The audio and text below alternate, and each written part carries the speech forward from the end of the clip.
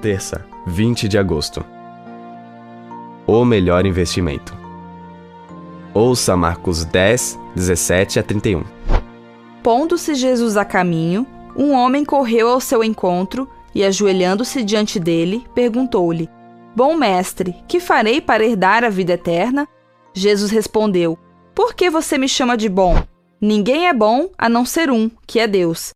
Você conhece os mandamentos: não mate, não cometa adultério, não furte, não dê falso testemunho, não defraude ninguém, honre o seu pai e a sua mãe. Então o homem respondeu: Mestre, tudo isso tenho observado desde a minha juventude. E Jesus, olhando para ele com amor, disse: Só uma coisa falta a você. Vá, venda tudo o que tem, dê o dinheiro aos pobres e você terá um tesouro no céu. Depois, venha e siga-me. Ele, porém, contrariado com esta palavra, retirou-se triste, porque era dono de muitas propriedades. Então Jesus, olhando ao redor, disse aos seus discípulos: Como é difícil para os que têm riquezas entrar no reino de Deus. Os discípulos estranharam estas palavras, mas Jesus insistiu em dizer-lhes: Filhos, como é difícil entrar no reino de Deus. É mais fácil um camelo passar pelo fundo de uma agulha do que um rico entrar no reino de Deus. Eles ficaram muito admirados, dizendo entre si: Sendo assim, quem pode ser salvo?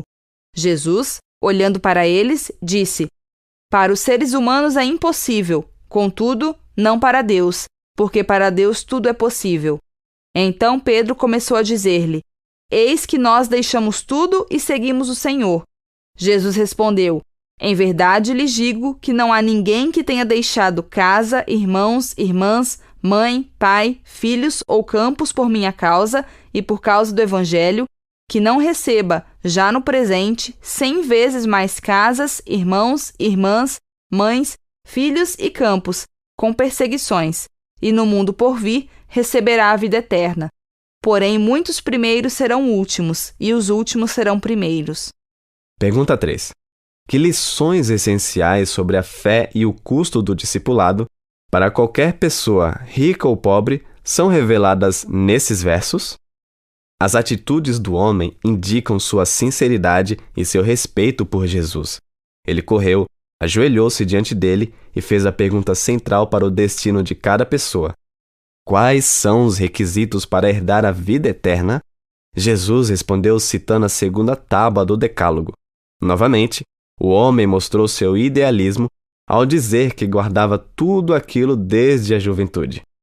Dos 4 evangelhos, só Marcos observa que Jesus amou aquele homem. Há algo atrativo no idealismo do homem, mas Jesus testou a sinceridade dele pedindo-lhe que vendesse tudo e o seguisse. O homem saiu desanimado, porque tinha muitas propriedades. Ele não estava realmente guardando os mandamentos. Ele quebrava o primeiro, colocando algo acima de Deus. Suas riquezas eram seu ídolo. Jesus, então, explicou como as riquezas são sedutoras e disse que é mais fácil um animal grande como um camelo passar pelo minúsculo buraco de uma agulha do que um rico entrar no céu.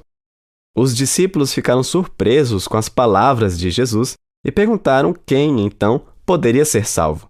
Jesus apresentou a moral da história.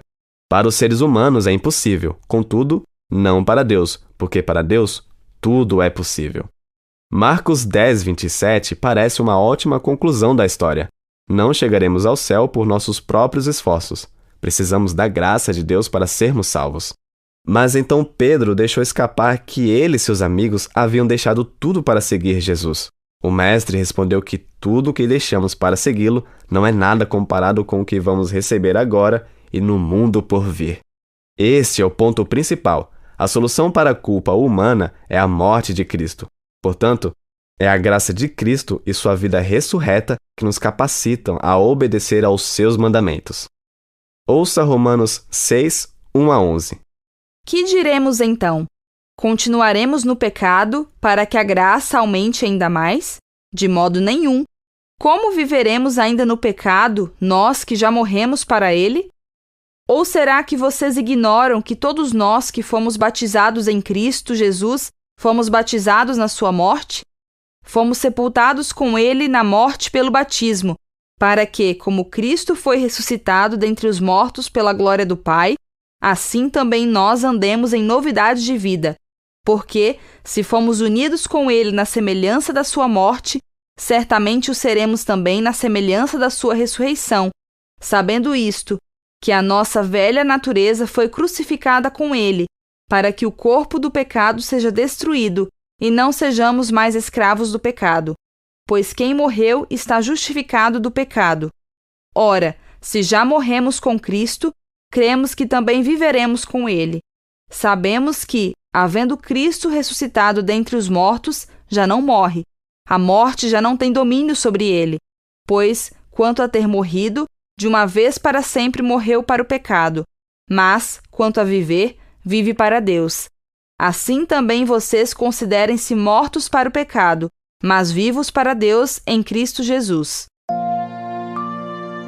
De que modo esses versos revelam a realidade da graça de Deus em nossa vida, tanto ao nos justificar quanto ao nos tornar novas pessoas nele?